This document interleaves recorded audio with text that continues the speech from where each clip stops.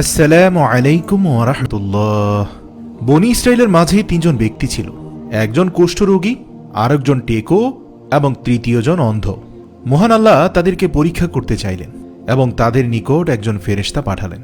অতঃপর কুষ্ঠরোগীর কাছে এসে তিনি বললেন, তোমার সবচেয়ে পছন্দের জিনিস কোনটি?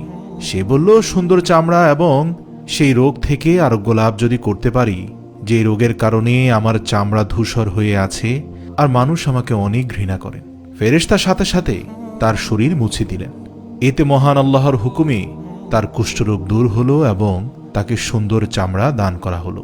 অতঃপর ফেরেশতারা প্রশ্ন করলেন, তোমার নিকট কোন সম্পদ সবচেয়ে বেশি পছন্দনীয়? সে বলল, উট অথবা গরু যদি হয় তাহলে আমি এগুলোকে লালন পালন করে নিজের জীবনকে সুন্দর করে গঠন করতে পারব। তাকে তখন 10 মাসের গর্ভবতী একটি উটনি দেয়া হলো। ফেরেশতারা বলেন, আল্লাহ এতে তোমায় বরকত দিন। তারপর তিনি টেকো ব্যক্তির কাছে গিয়ে প্রশ্ন করলেন, তোমার সবচেয়ে পছন্দের জিনিস কোনটি? সে বলল, টাক মাথা হওয়ায় সমাজের মানুষ আমাকে অনেক তিরস্কার করে। আমি চাই মহান আল্লাহ যদি আমার মাথায় চুল গজিয়ে দিতেন, আর সুন্দর চুলের অধিকারী হওয়ার কারণে মানুষ যদি আমার আর তিরস্কার না করে, এতেই আমি খুশি। ফেরেশতারা তার মাথায় হাত বুলিয়ে দিলেন এবং বললেন, কোন মাল তোমার নিকট অধিক প্রিয়? সে বলল, গরু। তখন তাকে একটি গর্ভবতী গাভী দেয়া হলো।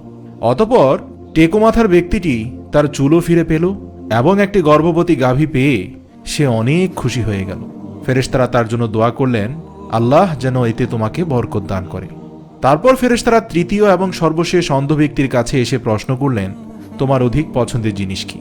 সে বলল, আল্লাহ আমার দৃষ্টিশক্তি যদি ফিরিয়ে দিতেন, আমি যদি আমার এই দুচোখ দিয়ে মহান আল্লাহর সৃষ্টি জগৎকে দেখতে পারতাম, তবে আমার পরম পাওয়া হয়ে যেত। ফেরেশতারা তার চোখ স্পর্শ করলেন এবং এতে সে দৃষ্টিশক্তি ফিরে পেল এবং প্রশ্ন করলেন, কোন মাল তোমার নিকট অধিক প্রিয়? সে বলল, ছাগল। তখন বাকি দুজনের মতে তাকে ছাগি দেয়া হলো, যা অধিক সংখ্যক বাচ্চা দিতে সক্ষম।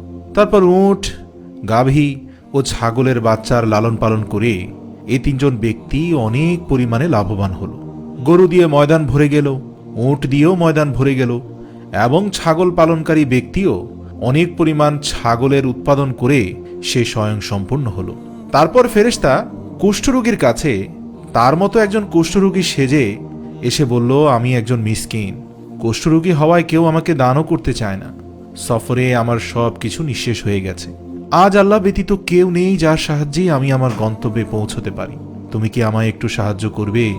যে আল্লাহ তোমাকে সুন্দর বর্ণ, সুন্দর ত্বক ও সম্পদ দিয়েছেন, সে আল্লাহর নামে আমাকে একটু সাহায্য করো না ভাই, আমি আমার গন্তব্যে পৌঁছতে চাই। সাথে সাথে সেই কুষ্ঠরোগী বলল, আমার উপর অনেকের অধিকার আছে। তোমাকে কে বলল যে আমি এইসব এমনি এমনি পেয়েছি? এগুলো আমার কর্মফলের কারণেই এসেছে। তখন ফেরেশতা বলল, তুমি কুষ্ঠরোগী ছিলে না? লোকেরা তোমাকে ঘৃণা করত না? তুমি নিঃস্ব ছিলে না? আল্লাহ তোমাকে সম্পদ দিয়েছেন। সে বলল, এই সম্পদ তো আমি উত্তরাধিকার সূত্রে পূর্বপুরুষ থেকে পেয়েছি।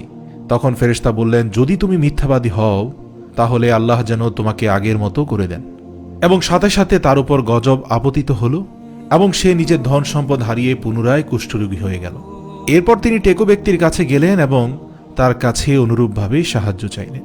এই টেকো ব্যক্তিও পূর্বের কুষ্ঠরোগীর মতো ফেরেশতাকে অবজ্ঞা করলেন এবং বললেন, এই সব কিছু আমি আমার পরিশ্রম এবং সাধনার কারণেই পেয়েছি।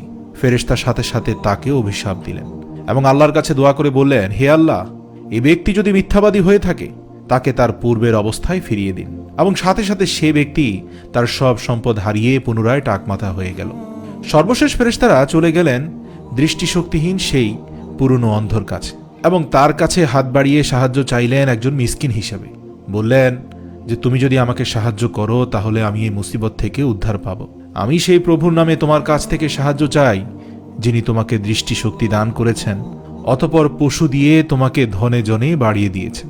সাথে সাথে সেই অন্ধ ব্যক্তি বললেন, হ্যাঁ, তুমি ঠিক বলেছ, আল্লাহর শপথ, মহান আল্লাহর ওয়াস্তে আজ তুমি যা কিছু নেবে আমি তাতে কোনো বাধা প্রদান করব না। ফেরেশতা বললেন, তোমার সম্পদ তোমার কাছেই রাখো, তোমাকে শুধুমাত্র পরীক্ষা করা হয়েছে।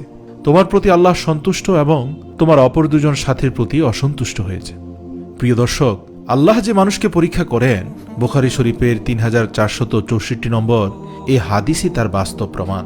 সুতরাং দুনিয়ার মোহমায়া ও এর প্রাচুর্যে আবিষ্ট হয়ে আল্লাহর নিয়ামতকে ভুলে না গিয়ে আল্লাহর নিয়ামতের শুকরিয়া আদায় করাই যথার্থ মুমিনের পরিচয়। মনে রাখবেন, আমরা শুধু গল্প শোনাচ্ছি না, আলোর পথ দেখাচ্ছি।